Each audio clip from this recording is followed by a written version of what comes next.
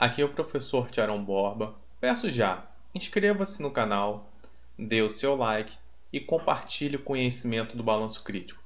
Vamos à nossa aula sobre cidadania, democracia e participação política. Bem, na aula de hoje nós vamos tratar mais especificamente da questão da cidadania e participação política. Tiarão, mas por quê? Porque nas aulas passadas nós tratamos da questão da democracia, quando abordamos a questão do poder, o que é política, quais são os regimes políticos, como que o Estado funciona, as teorizações sobre o Estado, e nós conceituamos a questão da democracia. Vamos voltar, mas a grande questão para a gente é como que os indivíduos exercem sua prática cidadã, consequentemente, a sua participação política dentro dos sistemas democráticos. Porque as democracias elas têm instituições que funcionam com os pressupostos da democracia, que, de uma forma geral, é a participação política de cada cidadão, a alternância de poder. Esses são os conceitos chaves da questão da democracia. Então, quando falamos de cidadania, reporta imediatamente a questão do cidadão. O que é ser cidadão? Inicialmente, na antiguidade, até momentos da Idade Média, cidadão significava aquele indivíduo que morava na cidade. Então, essa era a qualificação principal. Ao longo do tempo, a ideia de cidadão, aquele que mora na cidade, foi ganhando outras qualificações. Que qualificações foram essas? Por exemplo, cidadania é a qualidade do cidadão. Beleza.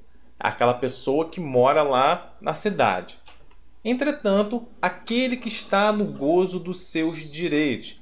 Quer dizer, não é somente aquela pessoa que mora na cidade, mas é uma pessoa especial, uma pessoa que mora na cidade e possui direitos. Então, entra já um novo conceito, uma nova característica que é uma pessoa qualificadamente reconhecida, portadora de direitos frente a um governo. Porque o cidadão mora na cidade e a cidade é governada por alguém. Então, a partir do momento que o cidadão tem direitos e pode demandar disso dos seus governantes, ele está exercendo o quê? A sua cidadania. Aí a gente pode ficar pensando, mas que direitos são esses? Do que a gente está falando? Aí nós temos que nos reportar à tradição grega e a polis, porque a polis é a cidade-estado grega. Tiarão, mas por que a Grécia? A Grécia ela está presente nos dias de hoje. O pensamento ocidental, quer dizer, Europa, América e parte da África, ela foi organizado pelas ferramentas do pensamento grego. As formas políticas, a filosofia. Então, grande parte do que os gregos pensaram lá há milênios atrás ainda estão presentes nas nossas formas de convivência atuais. Aí a gente pergunta o seguinte: os gregos organizaram a polis, a cidade-estado. Quais eram os objetivos da polis? Lembrando, a polis não era uma cidade-estado homogênea. Ela tinha lá a Acrópole, onde ficavam os governantes, as famílias mais importantes, o culto aos deuses, os principais templos. E lá embaixo tinha a ágora. A ágora é o lugar de convívio, das relações sociais, das pessoas comuns, o espaço dedicado ao comércio.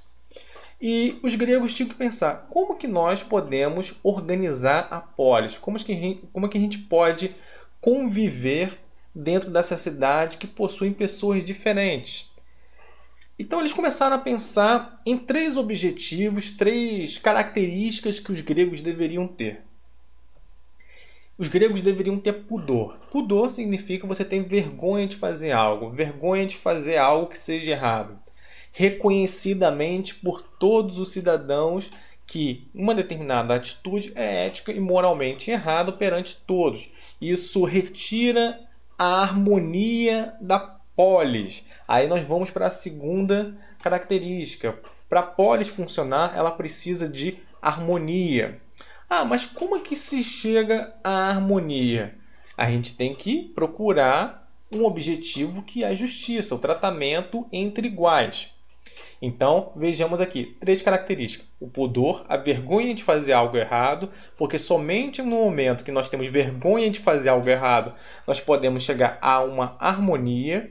E a partir do momento que temos a harmonia, isso é o caminho que direciona o cidadão grego à justiça. Tá bom, você explicou isso, Sharon. E os direitos? Aonde que os direitos entram nisso tudo aqui? Então, como os gregos fizeram para realizar esses objetivos? Você conseguir, de uma maneira geral, o principal objetivo, tendo pudor e harmonia, era chegar a uma ideia de justiça. Eles criaram a política ou governo. Tem que ter alguém que governe os cidadãos, tem que ter um regime político, pessoas que tomem decisões que correspondam às questões públicas, que respeitam a todos os cidadãos que vivem na polis. E criaram o direito ou as leis, né? O conjunto de leis, o direito, que eles julgam realmente, reconhecidamente como errado. Aí volta a questão do pudor.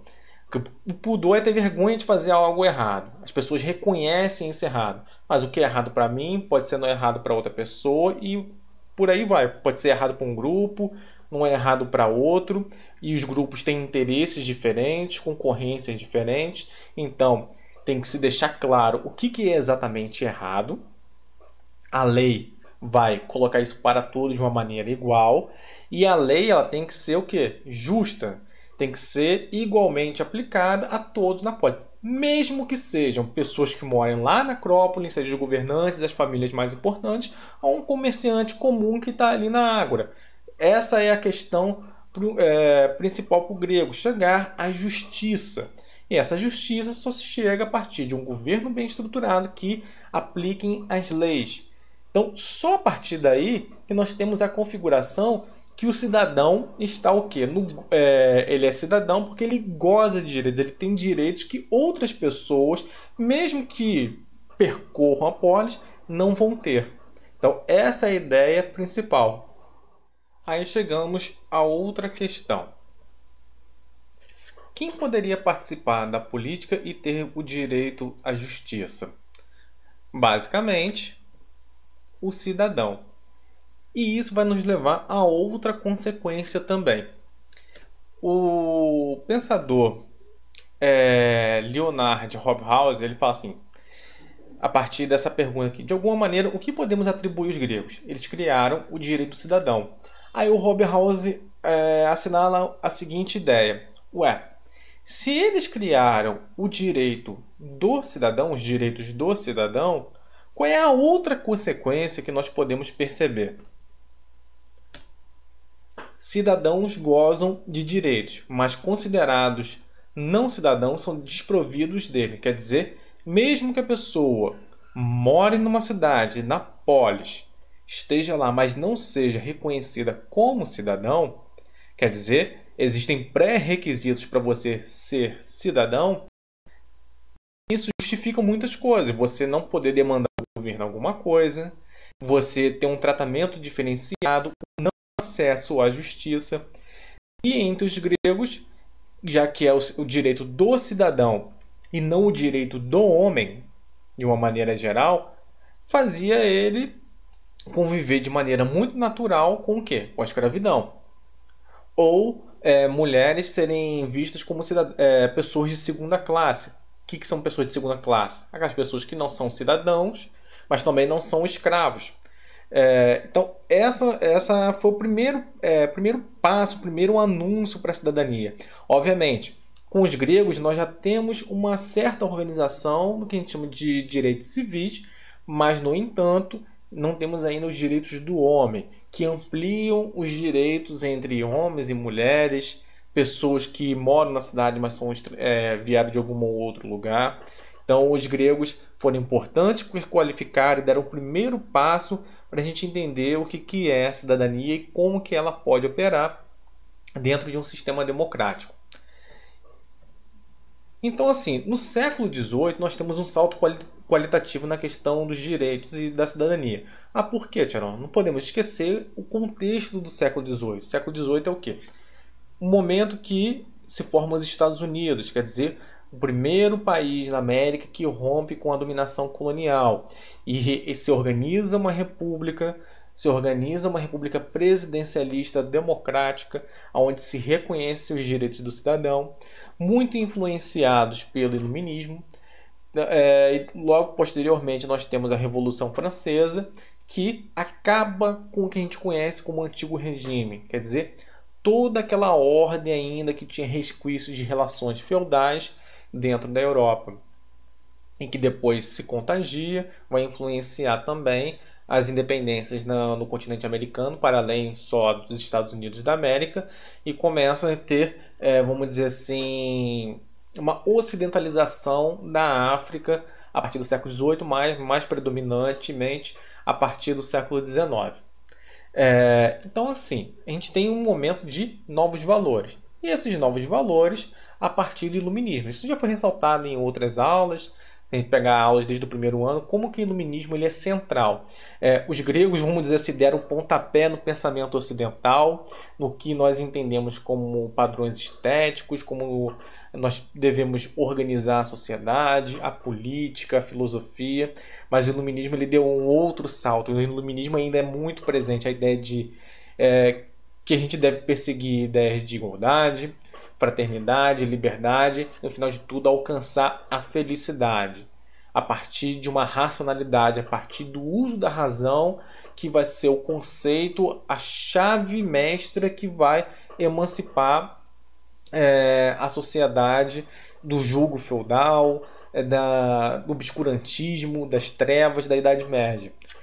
E a Revolução Francesa, né, ela cria uma nova sociedade. Obviamente, os Estados Unidos foi importante, a sua revolução criou um ideário democrático, criou, mas os Estados Unidos naquele momento ainda era uma nação fraca, no século XVIII, as suas ideias praticamente não contagiaram ainda de maneira tão fortemente aquele combate às desigualdades de uma sociedade do antigo regime, e isso vai vir de fato com a Revolução Francesa, que vai derrubar monarquias na Europa. Começa, obviamente, pela França, e depois isso vai se expandindo. E a gente tem o fim que a gente chama da sociedade do antigo regime. Aquela sociedade dividida em... tinha um rei que tinha amplos poderes, abaixo dele nós tínhamos o clero, que tinha uma série de regalias, idem para os nobres, e o terceiro estado, que sustentava toda essa sociedade, esses estamentos superiores, e não tinham os mesmos direitos que eles. Essas pessoas eram privilegiadas, tanto o clero, a nobreza e o rei. E por fim, lá na Revolução Francesa, nós temos direitos do homem e do cidadão. Aí está a grande diferença. Tiron, quer dizer que agora eles passam a não querer conviver com a escravidão? Vamos ponderar algumas coisas aqui. Aqui na Revolução Francesa, nós temos a ideia, o pontapé inicial do ponto de vista dos direitos, para que o Estado ele não conviva internamente com a ideia de escravidão. Porque todos os homens nascem livres e iguais perante a lei. Então essa é a ideia da Revolução Francesa. Mas muitos países europeus eles não vão ter escravidão internamente, mas vão explorar colônias em outros continentes e vão ter um amplo convívio com a escravidão. Por exemplo, a França com as suas colônias, mesmo sendo o país que iniciou a Revolução Francesa, por algum tempo ele vai conviver com a escravidão, mas mesmo assim vai servir para, mesmo internamente na França, setores demandem do governo o fim da escravidão. E essa ideia do não convívio com a escravidão vai expandir para outros lugares, inclusive para a América. Então aqui, o que representa os direitos do homem e do cidadão? Todos nascem livres e são iguais perante a lei. Veja bem, é uma igualdade jurídica, de tratamento de igualdade perante a lei. Não significa uma igualdade social e uma igualdade econômica. Quem vai demandar essa ideia de igualdade social e econômica, aí vai ser a partir do pensamento dos primeiros socialistas lá na virada do século XVIII para o século XIX, mais organizadamente e sistematizada essa ideia com Karl Marx e Engels, mas isso mais à frente. E emerge, né, os direitos do homem e cidadão com a ascensão do capitalismo e do liberalismo. Lembrando, a partir do final do século XVIII e início do século XIX até os dias atuais, vão se formando instituições dentro da sociedade em prol da cidadania, em prol da relação de igualdade entre as pessoas, mas dentro da doutrina liberal. Ah, Tiarão, mas o que é a doutrina liberal? Lembra aí um pouquinho para a gente. A doutrina liberal nada mais é que é uma doutrina social que prega a ideia de liberdade. Existe uma variedade dentro do pensamento liberal, mas a ideia de defender a propriedade privada, a liberdade de expressão, a liberdade que todos os cidadãos nascem livres perante a lei, uma igualdade de competição dentro da sociedade, mas não necessariamente que as pessoas sejam socialmente iguais. Então, basicamente, essa é a ideia do liberalismo, que é basicamente as nossas instituições atualmente funcionam a partir disso. Então, o pensador, o sociólogo Marshall, ele fala o seguinte: tá, a Revolução Francesa trouxe um salto qualitativo nos direitos. E o que isso significa? O que isso significa até os dias atuais que nós vivemos? O Marshall, se eu não me engano, ele viveu até a metade do século XX. Então ele fala o seguinte: nós temos 3 configurações de direitos que emergem. Primeiro, os direitos civis, que referem-se às liberdades, à defesa do cidadão em relação, por exemplo, a um governo autoritário. Isso a gente já viu de alguma maneira lá, já anunciado com os gregos, passaram pelos romanos, ficou uma tradição um pouco adormecida durante a Idade Média, e isso foi recuperado no século XVIII com a Revolução Americana, a independência dos Estados Unidos, mas principalmente com a Revolução Francesa, que pôde organizar leis amparadas na doutrina liberal. Então, o direito civil ele tenta resguardar as liberdades do cidadão, a sua liberdade individual. Direitos políticos, a gente vai ver durante o século XIX a ampliação de sociedades mais democráticas. As pessoas vão participar mais da vida política. Lembrando, até o século XVIII, basicamente quem participava da vida política e decidia era o rei, o clero e a nobreza. O povão, as pessoas comuns, de classe média, até burgueses bastante ricos, não participavam da vida política. Mas como os burgueses começaram a ganhar importância na sociedade, eles começaram a pressionar para a abertura dos sistemas políticos. E a gente pode ver, a partir do século XIX, um caminhar das sociedades ocidentais em direção à democracia, a ampliação dos direitos políticos do cidadão, a sua participação, a poder ser político. Por exemplo, aqui no Brasil, no século XIX, tinha-se voto? Tinha-se. Qualquer um poderia participar da vida política? Não. Por exemplo, você tinha que ter uma determinada renda para participar da vida política. Não era qualquer pessoa que poderia. Então, é uma conquista progressiva, bem gradativa. E os direitos sociais, aquilo que vai dar bem-estar e segurança para a pessoa viver e exercer cidadania. Não basta você ser livre para fazer as coisas. Não basta você ter direitos políticos, direito de participar, se candidatar a um cargo público. Você tem que ter uma base que dê sustentação para você exercer na plenitude o direito político e civil. Como é que você faz isso? Você tem que ter uma segurança de bem-estar. Você tem que ter saúde, você tem que ter educação. A partir da consciência da educação e de uma saúde, você consegue participar numa vida plena dentro da cidadania.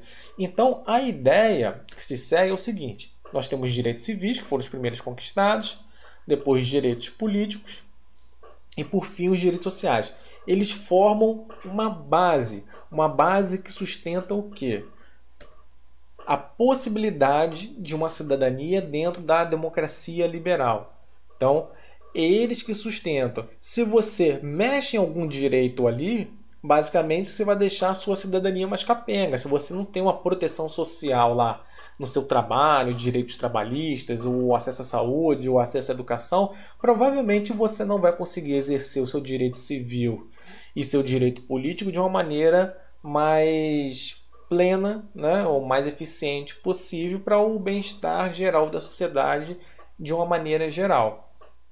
Terminada essa fala sobre os direitos, vamos adentrar como que esses direitos vão se relacionar à questão da democracia. Lembrando, um conceito de democracia lá vem do grego, democratia, aí vem democracia. Democracia, demos significa povo, cracia, poder ou governo. Isso significa a origem da palavra, mas não o tratamento de análise, por exemplo, como a ciência política faz, que é o campo do conhecimento que se detém ao estudo do poder e das suas relações de poder. Então, como que a ciência política faz esse tratamento? Regime político que pressupõe alternância de poder periodicamente. Então, isso aí é um conceito extremamente genérico em relação à democracia, mas de certa forma precisa ser, porque a democracia, por mais que ela tenha uma presença desde da Grécia Antiga, tenha passado por alguns períodos que tenha deixado de existir e depois, principalmente na modernidade, a partir do século XVIII, tenha começado a ter um longo crescimento de regimes democráticos no mundo, ela não foi igual ao longo do tempo. Ela teve algumas diferenças. E essas diferenças, pode notar aqui, ó, lá no início, tipos de democracia. A direta, onde todos os cidadãos, lembrando, na Grécia, todos os cidadãos, principalmente homens maiores de idade, que têm uma ascendência dentro da polis grega, aqueles que podem gozar de direitos, estão aptos a participar das decisões sobre questões públicas. Quer dizer o seguinte, lá em Atenas, eles se reuniam e tinham algum problema a se resolver. Então eles vão lá e votam diretamente como que eles vão resolver aquele tipo de problema. Resolvido aquele problema, eles vão continuar a conviver lá na cidade, na Acrópole, na Ágora, cada um tendo a sua vida. E rotineiramente outras instituições lá vão também operar para o funcionamento da cidade. Mas as questões mais cruciais eram resolvidas diretamente. E na modernidade nós temos o surgimento da democracia representativa. Representativa quer dizer o seguinte, é uma democracia que vai funcionar de maneira indireta. Não vai ser o cidadão diretamente que vai resolver as questões públicas. Todo problema coletivo vão ser resolvidos por representantes eleitos. Quer dizer, na nossa realidade, no município, vereadores e prefeitos. Na instância estadual, a gente vai ter os deputados estaduais e o governador, e a nível federal a gente vai ter o quê? Os deputados federais, senadores e o presidente da República.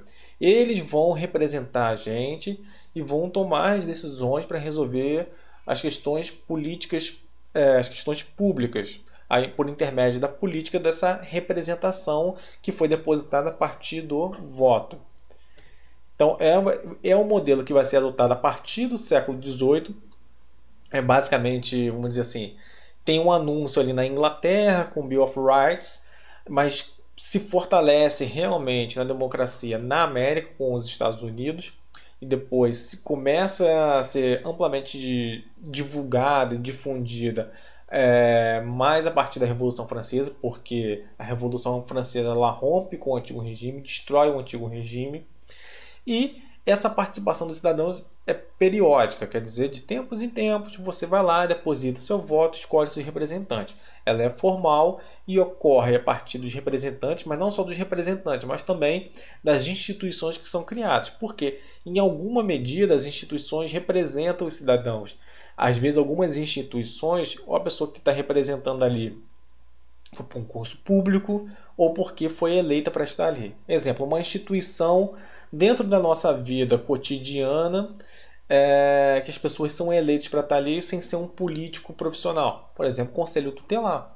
O conselho tutelar, o conselheiro tutelar que resolve as questões que envolvem infância e juventude, são pessoas que são eleitas e resolvem coisas dentro de uma sociedade democrática. Então é basicamente essa a ideia.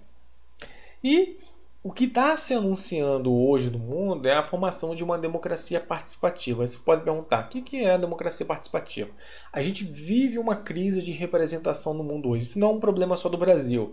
Achar que político é ineficiente, que político não faz nada, que ele não resolve a vida dos cidadãos. Então as democracias eles foram criando mecanismos para aperfeiçoar de maneira que o cidadão participe diretamente das decisões públicas. Então, resumindo aqui, visa superar a crise de representação com a articulação de formas plurais da participação social, onde os cidadãos organizam-se em redes orientando ações governamentais. Tá bom, Tiago, eu entendi. O cidadão, mas como que participa, como que o cidadão participa diretamente na prática e resolve em questões públicas? Por exemplo, plano diretor da cidade, que é como a cidade vai se organizar por 10 anos. Precisa de audiências públicas e os cidadãos podem participar. Projetos de lei. Você tem um quantitativo mínimo, não lembro quanto é agora, você recolhe as assinaturas do cidadão e esse projeto de lei de iniciativa popular ele pode passar a valer. Algumas cidades adotam um orçamento participativo, onde cidadãos vão lá escolhendo o que eles querem gastar no orçamento anual. Ou então outras formas como referendos ou plebiscitos, que também incluem decisões públicas onde os cidadãos vão diretamente colocar a sua opinião com a melhor forma de resolver alguma questão que afete a todos. Então, assim, não é que a democracia representativa ela vai deixar de existir, mas vai ser um convite, vamos dizer assim, a democracia participativa ela é um misto de democracia direta e democracia representativa. Porque assim, não é uma coisa simples de ser feito por conta que a gente tem uma sociedade de 8 milhões de pessoas. A gente precisa pensar em mecanismos onde os cidadãos sejam empoderados, participem mais, mas ao mesmo tempo a gente sabe que não é tarefa fácil, que não dá para abdicar também das formas de representação que foram construídas lá a partir do século XVIII na modernidade. Então, essa é a grande questão. Visto que essa democracia participativa pressupõe e funciona, opera dentro daqueles direitos que nós falamos lá do Marshall. Você tem o direito civil, organizado, estruturado, que funcione, o direito político, que aí está mais claro que nunca, que a gente tem não só a eleição dos representantes, mas também mecanismos de participação direta e, por fim, os direitos sociais. Você tem acesso à saúde, à educação, tem direitos trabalhistas, tudo aquilo que te promova bem-estar te ajuda a ser mais engajado na participação de questões públicas. Então, o autor Robert Down, cientista político, ele fala algumas características gerais que a democracia precisam ter para serem encarados como tal, como uma democracia. Liberdade de expressão, porque a democracia ela não participa de um consenso inicialmente. As pessoas têm interesses diferentes, as sociedades são plurais, tem vários grupos de interesse, camadas sociais diferentes, então as pessoas enxergam o mundo de uma maneira diferente. E a liberdade de expressão, nesse confronto de ideias, é que nesse confronto as pessoas cheguem ao meio termo e possam caminhar para alguma iniciativa que atenda o máximo a todos. Direito de voto, né, que faz parte das instituições democráticas, elegibilidade aos cargos públicos, quer dizer, pessoas sejam eleitas para a Câmara de Vereadores, para a Prefeitura, Parlamento, etc. Disputa dos líderes por apoio político, quer dizer, se não tiver disputa, uma concorrência entre as pessoas, cada um defendendo a sua posição de mundo e buscando o apoio político, não tem democracia, porque se não tem democracia, a democracia parte do dissenso, dos contrários. Se não tem a competição, você não tem a percepção pública dos contrários mostrando seus projetos de sociedade. Disputa dos líderes por voto, que é uma consequência da busca por apoio. Fontes alternativas de informação, quer dizer o seguinte, uma democracia para funcionar de uma maneira, vamos dizer assim, mais eficiente possível, os cidadãos têm que ter acesso à informação. Como que funciona isso? Por exemplo, você ter acesso a quanto que o governo gasta, aonde ele está gastando, quais são os salários do funcionário público. Isso tudo existe hoje. Você pode acessar sites da transparência, seja do município, do estado ou do governo federal. E se você não encontrar no site da transparência, você pode ir diretamente nas instituições públicas e pedir aonde que eles estão gastando. Então, isso é uma fonte de informação que ajuda você a escolher para onde a sociedade caminha, que pode ser melhor e levar a felicidade de todos. Agora, também uma imprensa livre, que está diretamente ligada ao ponto 1 da liberdade de expressão, mas quando a imprensa também é um pouco pouco não, muito, né?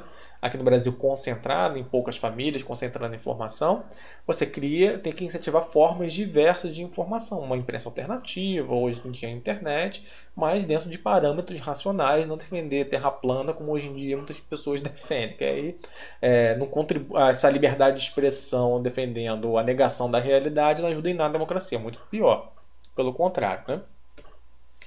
Eleições livres. E, por fim, instituições que pressionem o governo a depender de eleições, quer dizer, para não se cair em nenhum tipo de autoritarismo. Lembrando, como é que funciona isso?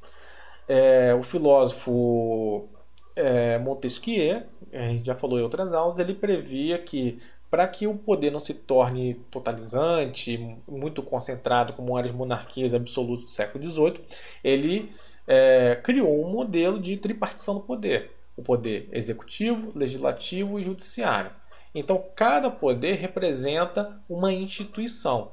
E essas instituições são autônomas, de certa maneira independentes, e limita o poder do outro. Que é o que a gente fala, de uma maneira geral, o sistema de freios e contrapesos.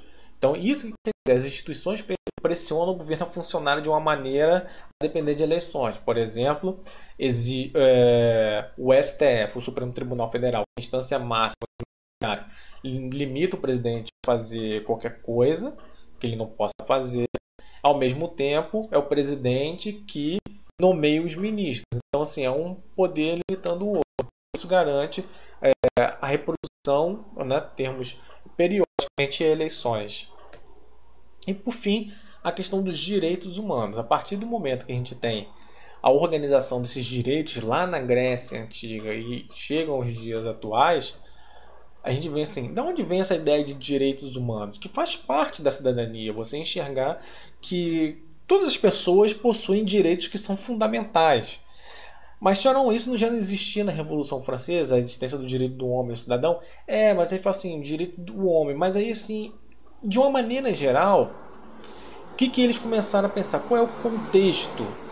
Que o direito do homem ele não foi suficiente, precisava de como se fosse um reforço para garantir a vida de qualquer um. E essa vida de qualquer um consolidou-se a partir da Segunda Guerra Mundial, porque foram muitas mortes. Lembrando que a gente teve o fenômeno do nazismo, que perseguiu os judeus, não só judeus, mas ciganos, maçons, qualquer grupo que não participasse da identidade alemã, né, do projeto nazista na época. E com a fundação da ONU, temos a Declaração Universal dos Direitos Humanos, que ela é baseada em 3 pontos. A vida, a liberdade e a pluralidade. Que a ideia é o seguinte: o mundo, nós temos seres humanos, mas que todos são diferentes, mas no entanto nós temos que resguardar a vida de cada um e a liberdade. Agora, o ponto que a gente fica assim, o que é liberdade? Porque a liberdade para o mundo ocidental é uma coisa, para o mundo oriental é completamente diferente. Tudo que a gente está falando aqui nessa aula vale para o mundo ocidental. Aí como que o Ocidente quer impor uma ideia de liberdade para o Oriente? Isso dá uma outra aula, mas eu quero que vocês pensem um pouco nisso. E objetivo: proteger grupos em vulnerabilidade. Grupos que sofrem racismo, que sofrem exclusão social, que são vistos como diferentes, etc. Por exemplo, a vulnerabilidade da criança, a vulnerabilidade do idoso, a vulnerabilidade de grupos politicamente fracos em regimes de maioria. Então, a ONU, a partir dos seus órgãos, ela tenta manter o máximo de proteção em relação a esses órgãos, mas respeitando a soberania de cada Estado nacional. Então, assim, gente, fica aqui a nossa bibliografia. Qualquer dúvida, comentem embaixo, entrem em contato comigo. Até a próxima. Um abraço.